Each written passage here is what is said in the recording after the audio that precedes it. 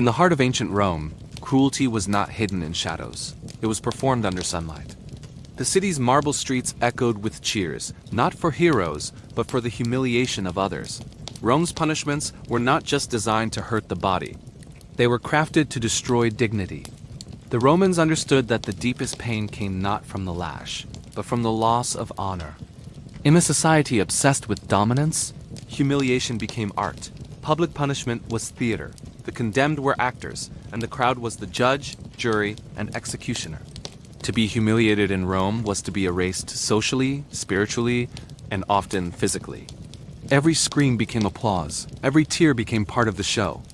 The humiliation began long before the first blow was struck. Prisoners, debtors, adulterers, and slaves, anyone who had defied the order of the empire, were stripped naked and paraded through the streets. Their crimes were shouted by heralds, their faces smeared with ash, and their hair shaved to mark their disgrace. The Romans called it infamia, a stain that could never be washed away. It was not enough to punish. They wanted to display punishment, to turn shame into a weapon of control. For the lowest-born, humiliation could begin in the Forum, Rome's crowded center of trade and gossip. The guilty were tied to pillars, forced to endure whips dipped in salt water, their blood mingling with the dust of the marketplace. Passers-by spat, jeered, or threw rotten food, reminders that in Rome, suffering was a form of civic participation. But public shaming wasn't limited to common criminals. Even citizens of high status could fall, and when they did, their disgrace was amplified for all to see. Senators who betrayed the emperor or lost battles were stripped of their robes and paraded in chains. Sometimes their wives and children were forced to march beside them, their tears another form of humiliation. Adulterous women suffered perhaps the most calculated cruelty. Roman law allowed husbands to expose unfaithful wives to the public. They were dragged from their homes, stripped and whipped before their neighbors. The more beautiful the woman, the more savage the spectacle. Crowds would gather to mock, to laugh, to stare, because Rome turned shame into entertainment. The empire's hunger for degradation only grew with time. Under emperors like Caligula and Nero, humiliation evolved into an art form of madness. Caligula was said to force nobles to crawl at his feet, to kiss his sandals, to call him a god, or be whipped for insolence. Nero, ever the performer, demanded that executions be dramatic, choreographed for effect.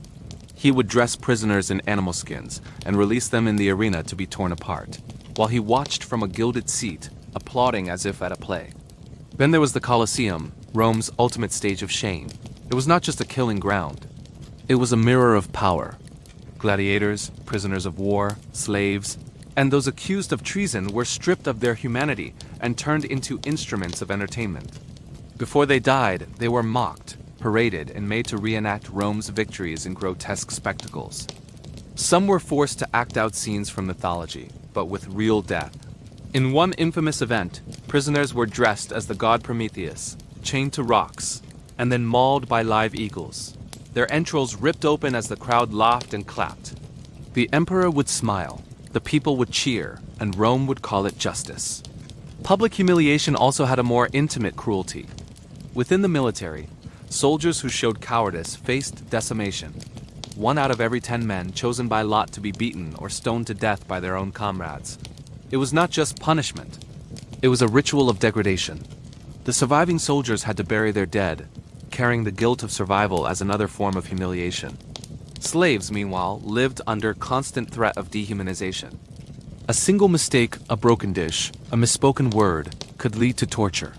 Some were branded on the forehead with the letter F for fugitivus, meaning runaway. Others were forced to wear iron collars engraved with their owner's name and the words, "Hold me, lest I flee." Their shame became permanent, a mark of property, a living reminder of submission. Even death in Rome could be humiliating.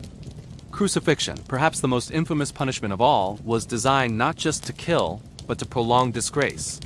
The condemned were nailed naked to wooden crosses along the city roads, left to rot in the sun for days. Travelers passed by their bodies, mocking them, throwing stones. To die on a cross was the ultimate dishonor, a death beneath contempt, reserved for slaves and rebels. The Romans claimed it was justice. But justice, in Rome, was measured in spectacle. The empire understood the psychology of fear, that the humiliation of one could control thousands. Every public punishment was a message. Disobey, and your body becomes a warning. Yet even in this world of cruelty, there were those who resisted humiliation.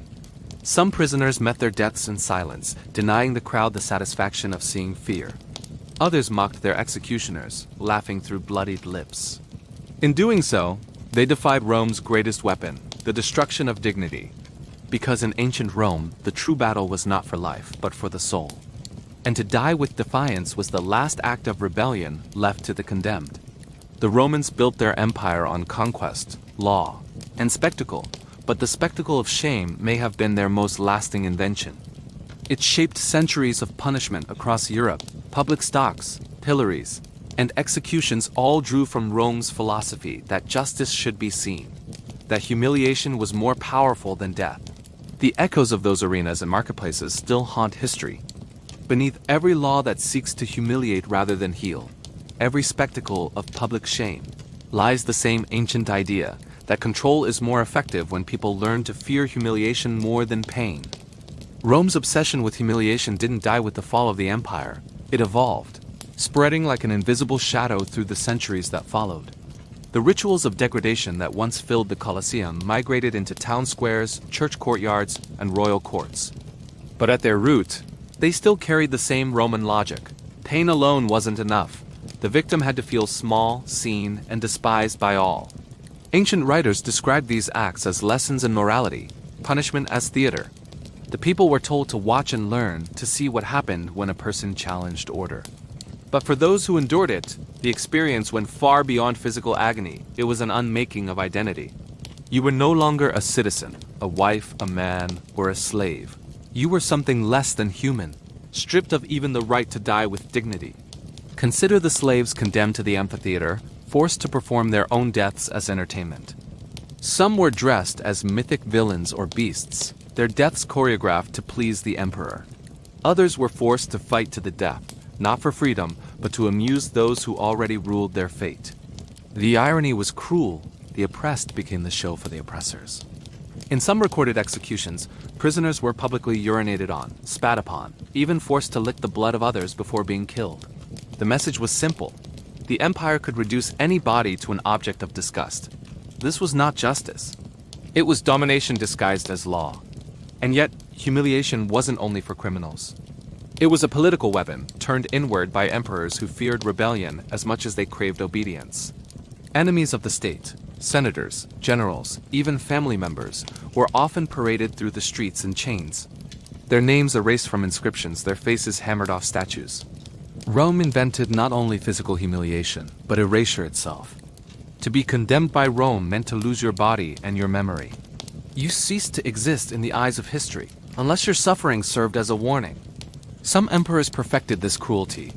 Nero, infamous for his theatrical nature, allegedly forced nobles to perform humiliating roles in his plays before executing them.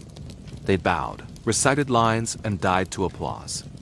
Domitian punished critics by shaving their heads, tattooing insults on their foreheads, and sending them back into the city as living jokes. Even Roman women of noble birth weren't spared. Those accused of adultery or treason were stripped and paraded before their peers, their bodies used as public confessions. And still the people watched. The spectacle of humiliation was addictive. It allowed ordinary Romans to feel the empire's power without ever touching it. They could shout, laugh, throw fruit, and for a few moments, share in the illusion that they were part of the emperor's authority. That illusion would outlive Rome itself.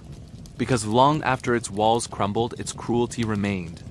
The medieval pillories, the whipping posts, the public executions in London and Paris, all were echoes of Roman philosophy. To humiliate in public was to rule through fear. Even in modern times, the psychology of humiliation survives. We may not gather in forums or amphitheaters, but the desire to see disgrace, to witness someone fall, still shapes our culture. From medieval scaffolds to public trials and digital shaming, the same mechanism persists. Power maintained through humiliation. And yet, within Rome's history of spectacle, there's another quieter story, one of endurance. Some of those humiliated in the name of the empire refused to break. Chroniclers wrote of slaves who laughed at their executioners, martyrs who sang as the lions approached, rebels who died smiling, knowing their defiance would outlive their bodies. Their tormentors ruled the empire. Their courage ruled memory. Marginalized voices, slaves, women, foreigners, were supposed to vanish beneath Rome's cruelty. But they didn't.